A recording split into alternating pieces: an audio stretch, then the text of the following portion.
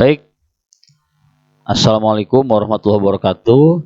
Kembali lagi, ini adalah bagian yang kedua dari pembahasan surah Al-Fatihah. Tadi yang pertama sudah dijelaskan ya, bagaimana ayat 1, 2, dan 3. Maka sekarang kita lanjut sesi kedua, melanjutkan sesi pertama yang tadi. Ya, tadi sampai kepada kalimat Ar-Rahmanir Rahim. Allah itu Maha Pengasih, Maha Penyayang. Ya, tadi di Bismillah sudah diulangi. Bismillahirrahmanirrahim. Dengan nama Allah yang Maha Pengasih, Maha Penyayang. Sekarang diulang lagi. Maha Pengasih, Maha Penyayang. Artinya apa? Artinya Allah itu sangat-sangat Maha Pengasih, Maha Penyayang kepada makhluknya. Sebesar apapun dosa kita, selama kita tidak menduakan Allah, kemudian kita berusaha untuk bertobat, berbanyak istighfar, ya. Kemudian juga kita bertekad untuk tidak mengulanginya lagi, ya, untuk tidak mengulangi kemaksiatan lagi, kita bertobat, maka Allah akan mengampuni karena Allah Maha Pengasih, Maha Penyayang. Baik teman-teman yang berbahagia, selanjutnya sebelum dilanjutkan, ya, saya menghimbau, mari sama-sama kita pertahankan keimanan kepada Allah Subhanahu wa taala, ya. Karena jika iman ini hilang, maka kesempatan kita untuk masuk surga itu tidak ada. Maka pertahankan keimanan. Walaupun dosa kita banyak, jangan sampai kita menduakan Allah, jangan sampai kita hilang iman kita atau dibeli oleh orang atau dibayar oleh orang, ya. Jangan tukar iman kita dengan kenikmatan dunia yang sesaat.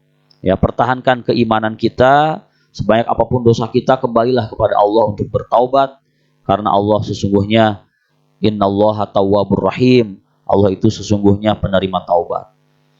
Baik, selanjutnya adalah ayat yang keempat,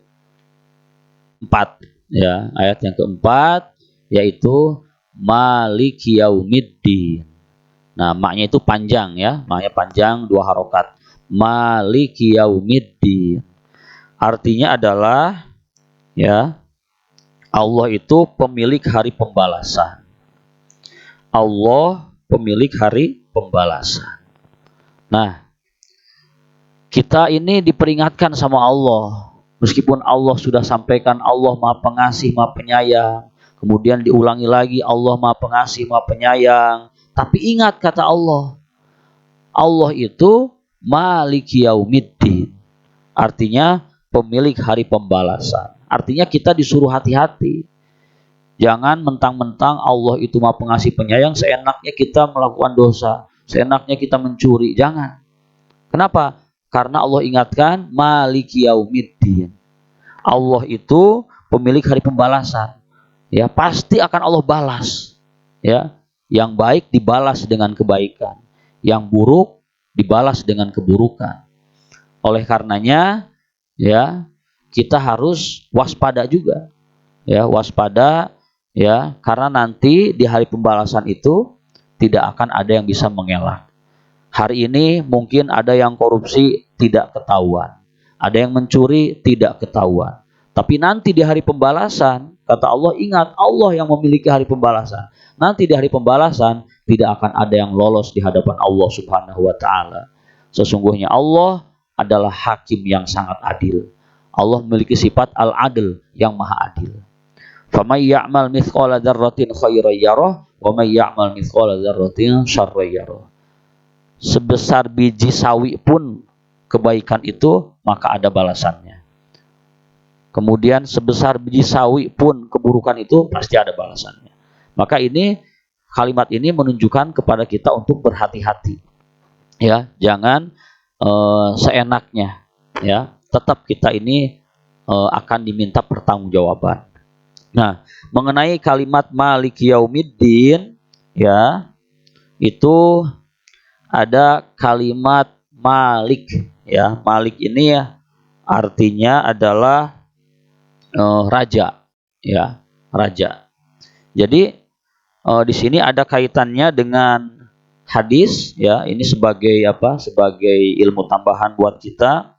Hadis riwayat Abu Hurairah radhiyallahu anhu, Nabi Muhammad SAW bersabda, nama yang paling jelek di sisi Allah adalah seseorang yang bernama Malikul Mulki atau Malikul Mulk atau Malikul Muluk, ya. Nah, jadi jangan sampai ya kita punya anak diberi nama Malikul Mulki atau Malikul Muluk, ya. Kenapa? Karena Malikul Mulki itu artinya adalah pemilik kerajaan, ya. Pemilik kerajaan siapa? Allah. Tidak pantas manusia menggunakan nama itu, karena manusia itu sifatnya hanya sementara, ya. Meskipun dia punya rumah, dia punya kerajaan, pasti suatu hari nanti akan mati, ya. Pemilik yang sesungguhnya adalah Allah Subhanahu wa Ta'ala, ya. Kalau mau namanya Malik, maka dikasih Abdul Malik, ya. Artinya hambanya Allah yang maha memiliki kerajaan, ya. Malikul Mulki itu nggak boleh, ya. Malikul Mulki saja, ya, itu nggak boleh. Malikul Mulki artinya yang memiliki kerajaan. Nama itu pantasnya untuk Allah, ya, gitu. Kalau kita ingin memberi nama, jangan nama Malikul Mulki, ya, tapi berilah nama Abdul Malik, Abdul Rahman, Abdul Rahim, ya. Baik, jamaah rahimakumullah, ya. Selanjutnya kita sama-sama lanjutkan, ya. Lanjutkan kepada ayat selanjutnya, yaitu iyyaka na'budu wa iyyaka nasta'in. Apa ini artinya? Artinya itu adalah hanya kepada Engkaulah ya Allah kami menyembah, dan hanya kepada Engkaulah kami mohon pertolongan. Ya. Di sini ada kalimat iyyaka na'budu, hanya kepada Engkaulah kami beribadah. Kalau ibadah benar-benar hanya karena Allah, maka akan hilang sifat riya, ya. Karena riya ini bisa merusak amal. Rasulullah bersabda, inna akhwafa ma akhafu alaikum asyirkul asghar ar-riya'u. Sesungguhnya yang aku takutkan kepada umatku adalah syirik kecil, yaitu riya. Salat dari rumah sudah niat karena Allah, tapi sampai di masjid, ya, melihat pejabat ataupun melihat guru ataupun melihat jamaah, ya, ada sedikit niat karena orang lain, ya, pengen disebut bagus sama orang lain, pengen dipuji sama orang lain. Ini riya, ya. Nah, riya ini bisa hilang kalau kita meyakini dengan sungguh-sungguh kalimat iyyaka na'budu, hanya kepada Engkaulah ya Allah kami beribadah. Berarti benar-benar hanya karena Allah, ya. Kemudian kalimat wa iyyaka nasta'in, dan hanya kepada Engkaulah ya Allah kami meminta pertolongan.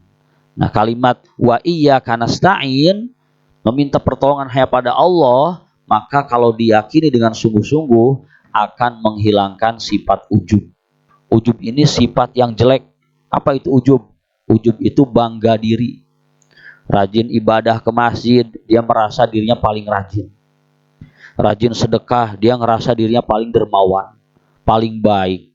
Padahal dia bisa seperti itu dengan izin Allah.